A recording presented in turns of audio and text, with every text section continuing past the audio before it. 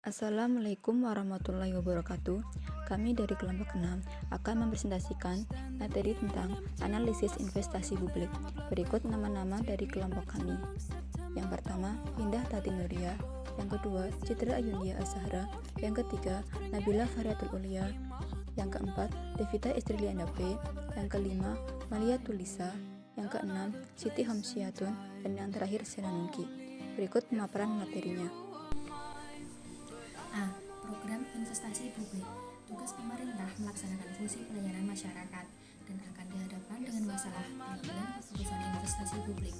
Keputusan investasi publik diperlukan untuk mendukung pelaksanaan program, kegiatan, dan fungsi yang akan menjadi kebijakan prioritas. Investasi publik berkaitan erat dengan penganggaran modal atau investasi. Anggaran modal itu anggaran dari APBN yang digunakan untuk membiayai kegiatan investasi. Untuk memberikan mekanisme dalam mengatur proyek investasi publik, perlu dilakukan analisis investasi agar lebih efisien dan efektif. Kebanyakan di negara berkembang, anggaran dibagi menjadi dua, yaitu anggaran rutin dan anggaran pembangunan. Namun, mulai tahun 2002, di Indonesia sudah melakukan anggaran komprehensif. Penentuan kebutuhan investasi publik. Penentuan investasi publik sangat terkait dengan anggaran yang dimiliki. Cara menggulirkan investasi ada tiga. Yang pertama yaitu investasi penggantian, yang kedua investasi penambahan kapasitas, dan yang ketiga investasi baru. Investasi penggantian dilakukan apabila investasi yang ada tidak memberikan keuntungan baik secara ekonomis maupun teknis. Yang kedua, investasi penambahan kapasitas dilakukan apabila investasi yang ada perlu ditambah secara kualitas maupun kuantitas. Nah, yang terakhir, investasi baru dilakukan apabila investasi tersebut belum pernah ada dan dibutuhkan untuk menjalankan tugas kepemerintahan maupun dalam rangka melayani kepentingan masyarakat. Selanjutnya, C. Aspek kelayakan investasi. Beberapa aspek yang harus dipertimbangkan dalam perencanaan dan analisis investasi yaitu ada 4. Yang pertama yaitu aspek teknik, merupakan bagian penting dari analisis investasi yang harus dipertimbangkan. Jika suatu usulan investasi sudah tidak layak dilihat dari aspek teknisnya, maka usulan tersebut menduduki prioritas pertama untuk ditolak. Dan yang kedua yaitu aspek sosial dan budaya, menyangkut pertimbangan pendistribusian pelayanan secara adil dan merata, sehingga mampu memberikan manfaat yang besar bagi masyarakat. Aspek sosial budaya mencakup juga aspek legal dan lingkungan.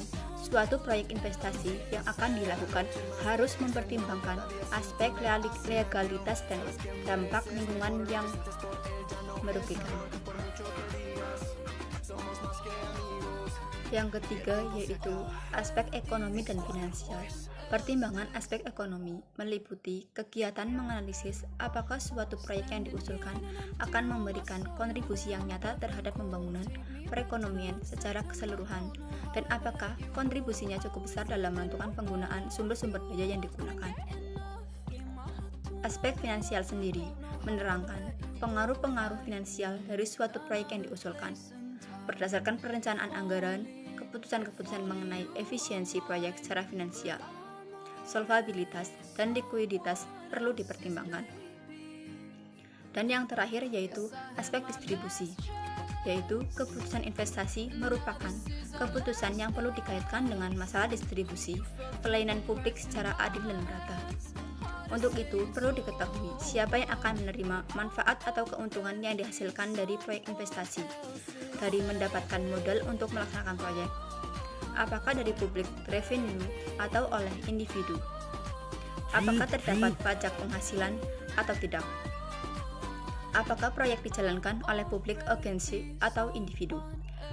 Aspek distribusi terkait dengan keadilan dan persamaan kesempatan untuk mendapatkan pelayanan publik, equity and equality. Selanjutnya adalah faktor-faktor yang mempengaruhi investasi publik. Yang pertama, tingkat diskonto. Yang kedua, tingkat inflasi. Yang ketiga, risiko dan ketidakpastian. Yang keempat, capital rationing. Rumus-rumus perhitungan biaya modal tetap. KO sama dengan KE kali E atau V plus KD kali 1 min T kali T atau V. Keterangannya, KO sama dengan biaya modal total, KE sama dengan biaya modal atau tingkat keuntungan yang disyaratkan atas investasi modal, KD sama dengan biaya utang atau tingkat keuntungan yang disyaratkan atas investasi utang, dan T tingkat pajak, E sama dengan harga pasar saham, D harga pasar surat berharga utang, V sama dengan E plus D sama dengan nilai pasar perusahaan secara keseluruhan. Selanjutnya mengenai inflasi. Inflasi ini terdapat tingkatan. Nah, apabila tingkatan inflasi ini tinggi, maka semakin rendah nilai real keuntungan di masa depan yang diharapkan, atau disebut juga sebagai expected future returns, sehingga semakin tinggi tingkat keuntungan yang disyaratkan. Inflasi yang tinggi dapat menyebabkan required rate of return semakin tinggi pula. Required rate of return sendiri merupakan pengembalian yang harus diperoleh dari dana yang diinvestasikan untuk menutupi biaya pembiayaan investasi tersebut. Required rate of return akan semakin tinggi apabila resiko investasi itu tinggi atau naik, dengan beberapa faktor penyebab kenaikannya. Yang pertama yaitu ketidakpastian ekonomi dan hukum, yang kedua kekacauan sosial politik, yang ketiga tidak adanya jaminan keamanan, dan yang keempat kebijakan yang tidak konsisten. Selain ada faktor penyebab, ada juga beberapa cara atau langkah yang dapat digunakan untuk menurunkan tingkat resiko investasi. Yang pertama yaitu dengan jaminan keamanan berinvestasi, yang kedua penegakan hukum dan demokrasi, dan yang ketiga yaitu terjaminnya property right dan contract right. Selain resiko dan ketidakpastian, ada juga capital rationing, suatu keadaan ketika organisasi itu menghadapi ketersediaan dana untuk melakukan pengeluaran investasi. Namun dalam keadaan ini terdapat beberapa alternatif investasi yang dapat dilakukan, tetapi tidak tersedia cukup dana untuk membiayai investasi-investasi yang diajukan.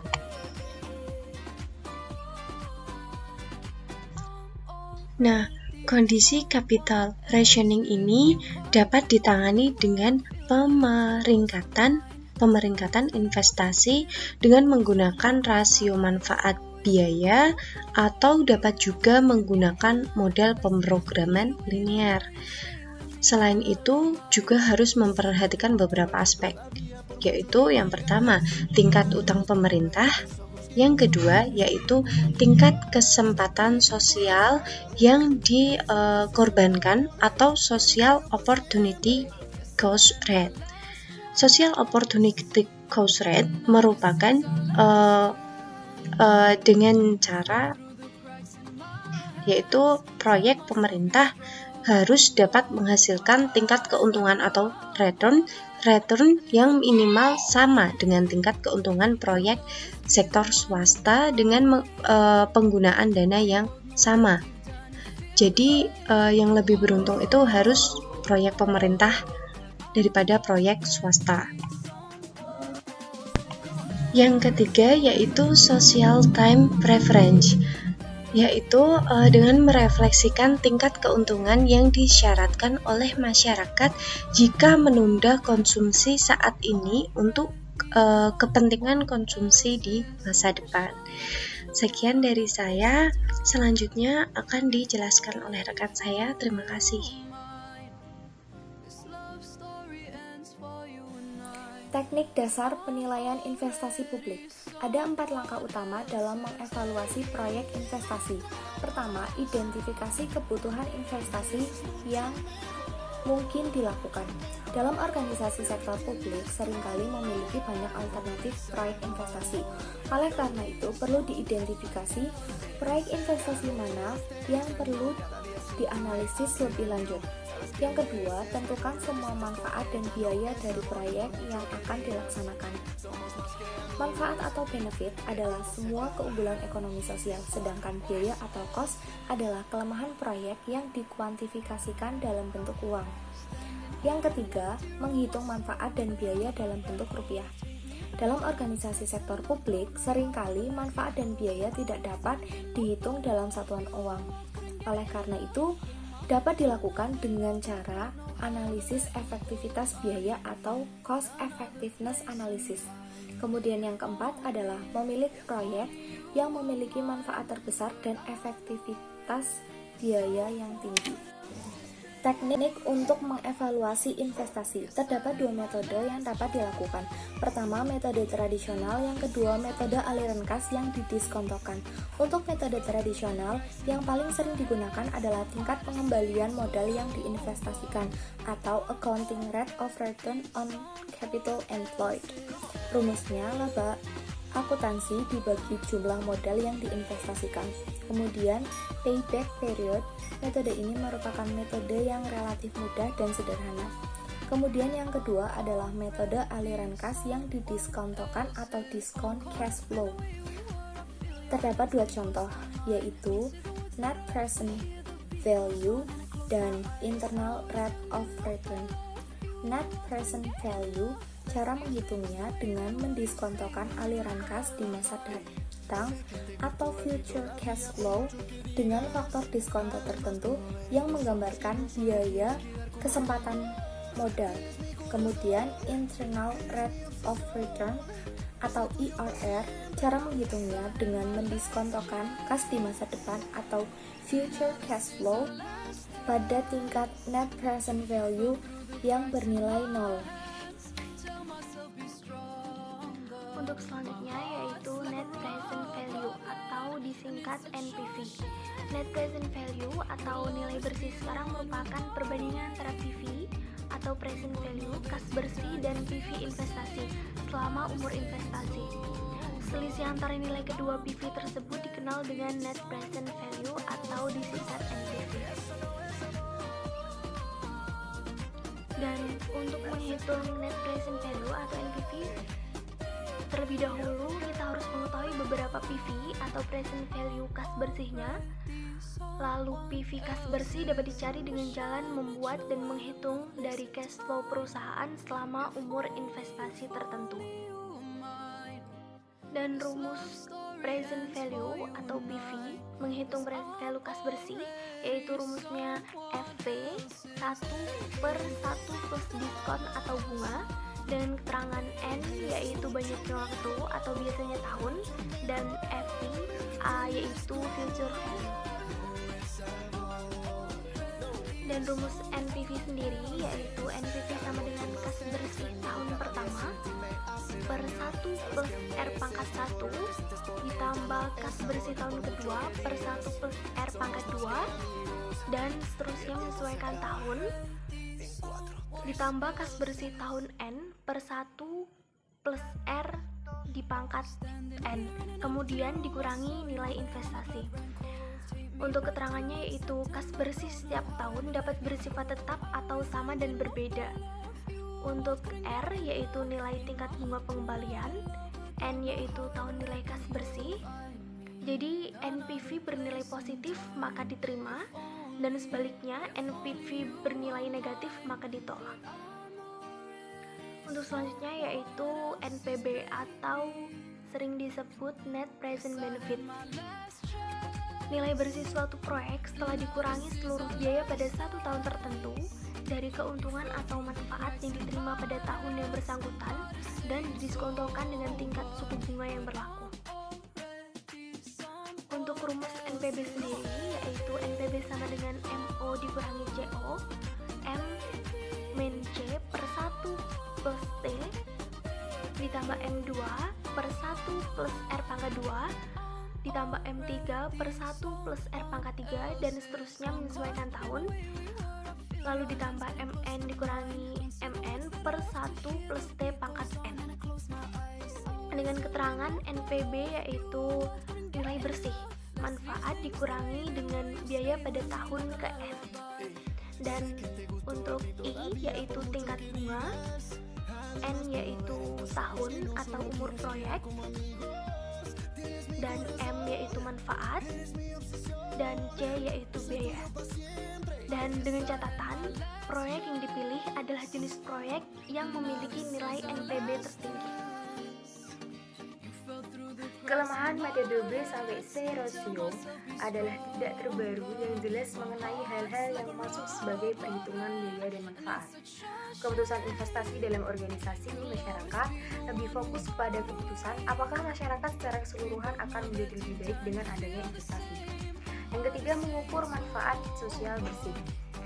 Berikut 3 langkah dalam melakukan analisis biaya manfaat, yaitu yang pertama, memutuskan biaya dan manfaat apa saja yang akan dimasukkan.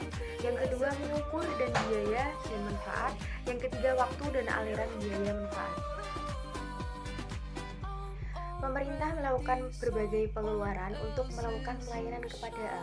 Pengeluaran anggaran tersebut dalam anggaran pemerintah dan belanja pemerintah dan belanja modal, investasi publik terkait dengan belanja modal. Analisis investasi publik dilakukan untuk melihat apa yang menjadi kebutuhan publik dan apakah proyek tersebut menguntungkan atau tidak dilihat dari segi finansial dan non-finansial.